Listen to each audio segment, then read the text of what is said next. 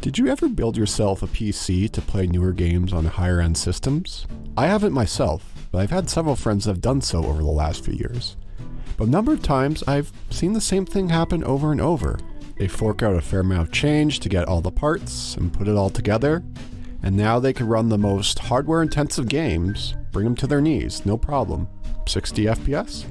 Not an issue. And it's cool for them, and they're enjoying themselves. For a time.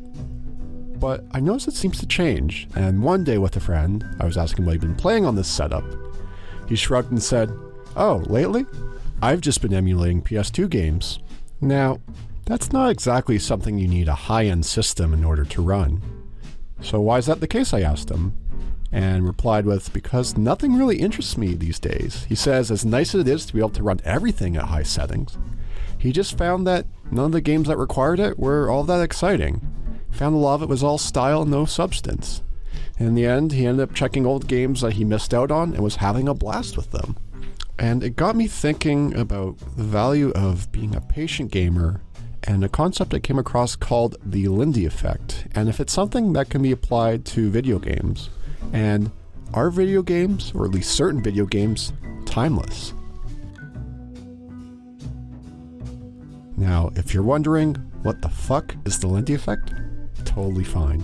It's a bit of a obscure concept I stumbled across a few years ago, and it's had such an impact on how I view the world and what I spend my time on when it comes in regards to watching movies, or reading books, or more recently, even when it comes to playing video games. And if you are familiar with the works of Nassim Taleb, where I first came across the concept of the Lindy Effect, good stuff. Let's bring it up on screen here. If a book has been in print for 40 years, I can expect it to be in print for another 40 years. But, and that is the main difference, if it survives another decade, then it'll be expected to be in print another 50 years. So, one of the main things is, if something's been around for 30 years, 40 years, 100 years, it's still going to be around later as well. For example, as Ryan Holiday mentioned, it's not going to magically disappear tomorrow. It's probably going to be here for another 1,000 years, right? Like, next year, we're not going to stop reading the Iliad or the Odyssey. And so for every year that something lasts, chances are it's going to continue to last. And books like Count of Monte Cristo or something like Moby Dick, these are books that are going to still be read for decades and potentially centuries. And fantasy readers will always have Lord of the Rings nearby, or the works of Isaac Asimov when it comes to sci-fi. And when you think about it, taking more of the recent effect then, name me a New York Times bestseller fiction works of the last 5 years. Can you, without looking it up? I don't know if I can. Now, there is a possibility some of these books may last the test of time, but a lot of them, like I said, have already been forgotten as the years have already gone on. Music, it's the same thing. All those classical composers, their work's been listened to for hundreds of years, are not going to go anywhere. People 5 years from now are not going to stop listening to the Beatles. They've been listened to for 50 years or so now, and it's always going to be the same case. Now, those NME or Pitchfork bands to watch for the years list, that's hard to say if they'll be around or remembered. And here's to hoping that Cardi B is going to be a distant memory in a few years' time and be forgotten. I don't like Cardi B. As well, it's the same case for movies. Some movies are still watched all these decades later, and some best pictures from years past are already completely forgotten. Which now brings me to my main point, if the Lindy Effect can be applied to video games. Let's take a look.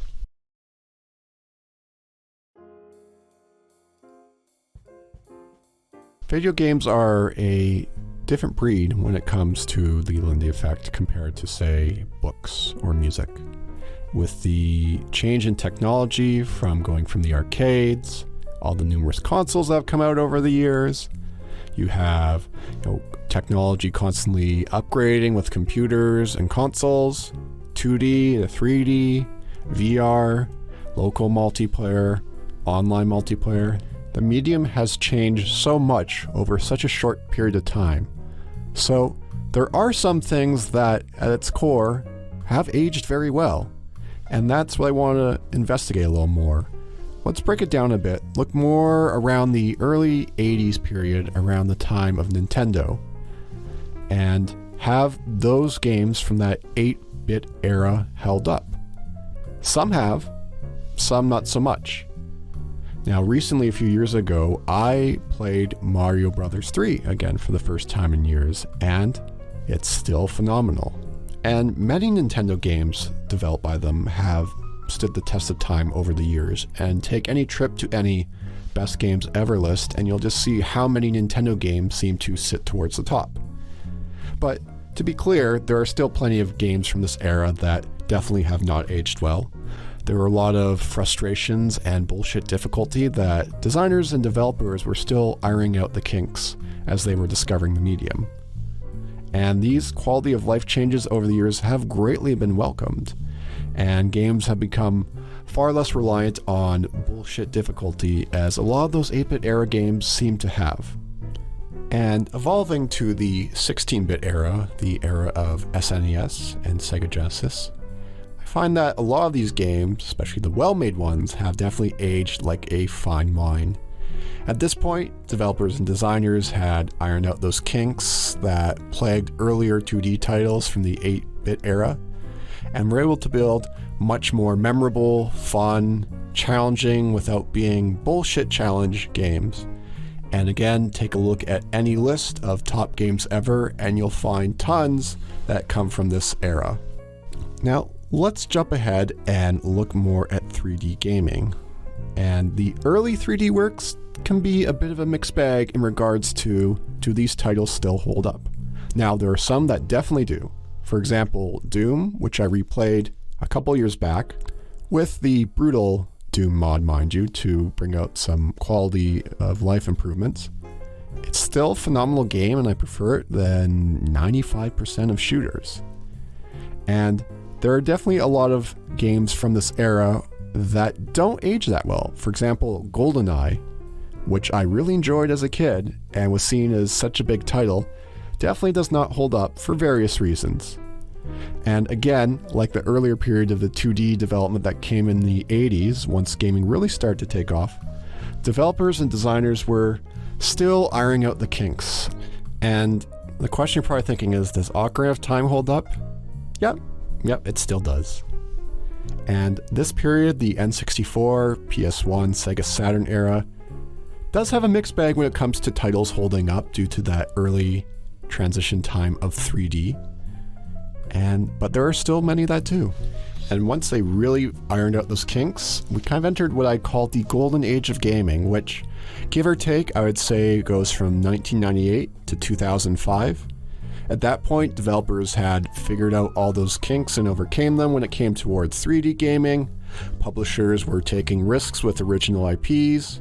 Game team sizes were still small enough and passionate enough and weren't incoherent messes that start to pop up to the mid to late 2000s.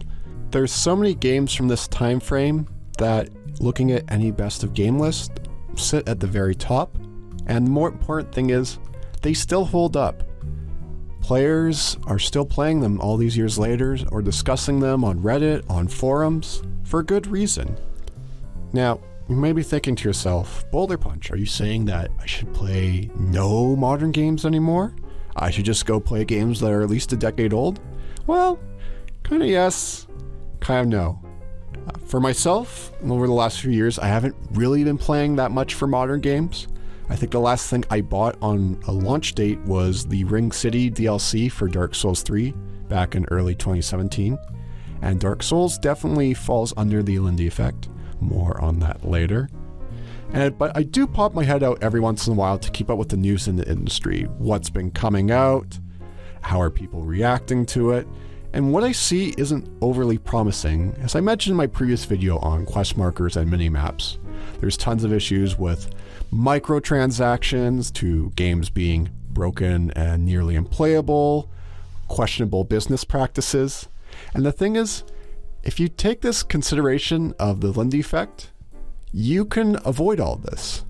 You can play games from years past that didn't have any of these issues, or if they did have issues at the time, have completely been cleared up, whether by the developer themselves or even fan mods.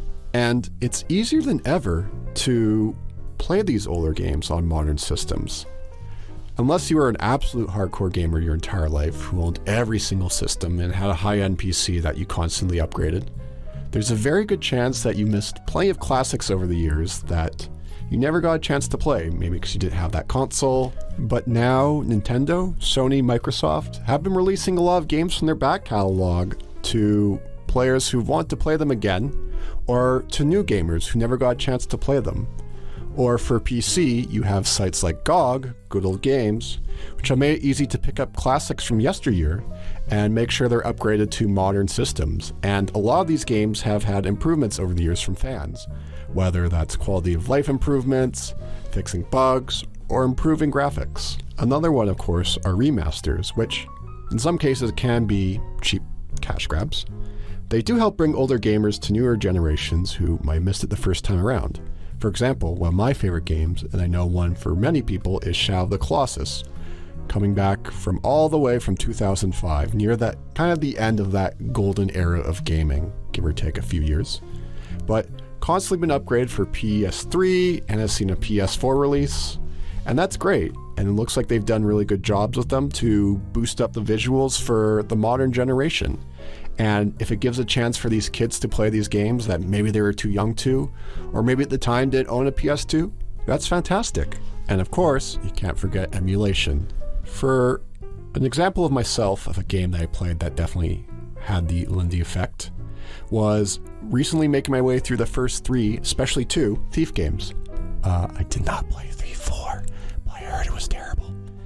And those first 2 titles instantly shot up to probably the top 10 list of best games I've ever played. The rise of Kickstarter games over the last half a decade or so, which do have some issues, I think have been a overall net positive effect for the industry and indirect proof of the Lindy Effect. There have been many games that were well funded and touted as spiritual successors to games that have been part of the Lindy Effect. For example, Pillars of Eternity being a spiritual successor to isometric RPGs like Baldur's Gate. And Baldur's Gate 2, played it back again in 2017, still holds up beautifully. And a lot of these games were brought in with the staff that worked on these original titles. Now, there have been various issues and controversies with some of these Kickstarter games that have turned out, but I am happy overall that they exist. They do show that there is still a niche and an audience for these games, and perhaps someone who checks out Pillars of Eternity decides to go check out Baldur's Gate, and they never had the chance to, just to go back to that line of where games like Pillars of Eternity came from.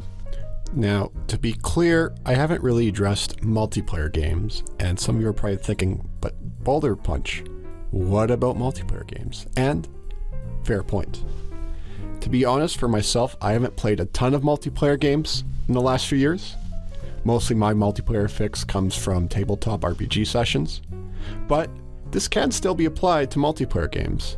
While games like, for example, Quake 3, 20 years old now, later this year, they still have server runnings, and a lot of these games will have fans have something up and running, whether that was made by themselves or still keep these servers alive.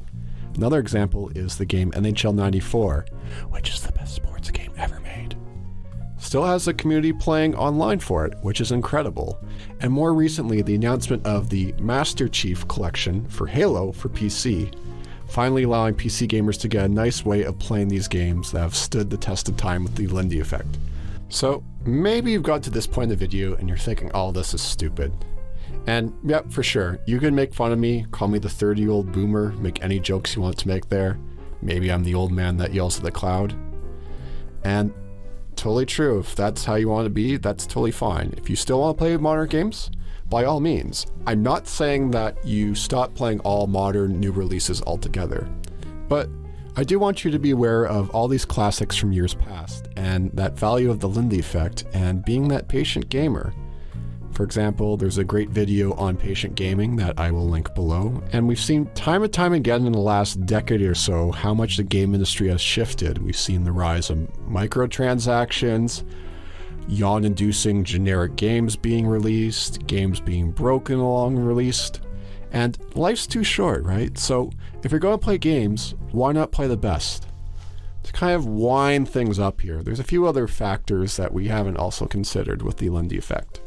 If you are being more of a patient gamer and not jumping to all these new releases, you can avoid the hype cycle that has ruined so many releases over the last few years.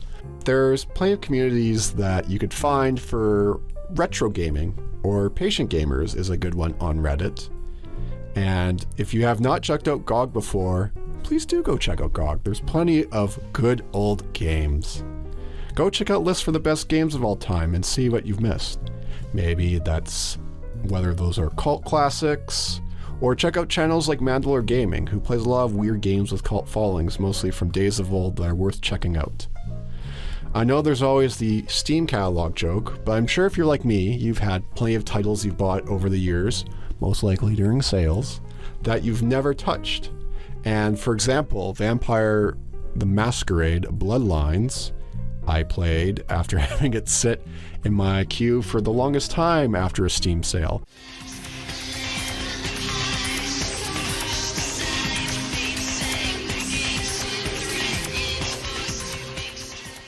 As I mentioned earlier, you don't need to avoid all modern games. For example, Death Stranding by Kojima. He's released many, many games over the years, more or less all the Metal Gear titles, which have been highly acclaimed and still managed to hold up. By all means, be ready on day one to buy that game if you want.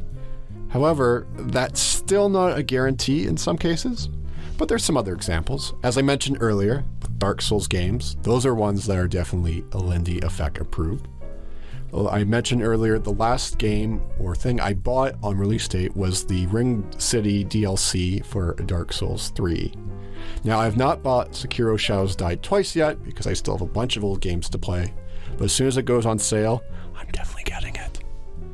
Now, I should also be clear that this isn't totally a guarantee, whether it is a studio or the same developers or team behind it. For example, and some people might disagree with this, BioShock Infinite, overrated game, yet comes from the team that built the BioShock games. So what happened there? And I've seen many, many people unfortunately get burned by BioWare. It's EA, you know it's EA. Okay, all kidding aside, it probably was a BioWare thing. But Mass Effect Andromeda, no. As good as Mass Effect series is, well, especially the first one, it just didn't hold up the same for those. And same with Anthem. People thinking it was going to be the A-team, didn't turn out to be.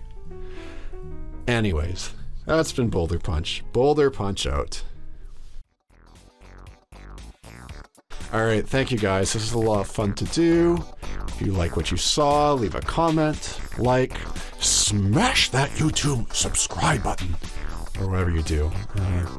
Some jokes about 30-year-old boomers, blah, blah, blah. Maybe I'll make a Twitter, and this has been fun. If you enjoyed it, please. It's been great. I hope I've gotten you to look into older games. Now, if you excuse me, I'm going to be an old 30-year-old boomer and go play something older. Maybe I'll make a video about it later.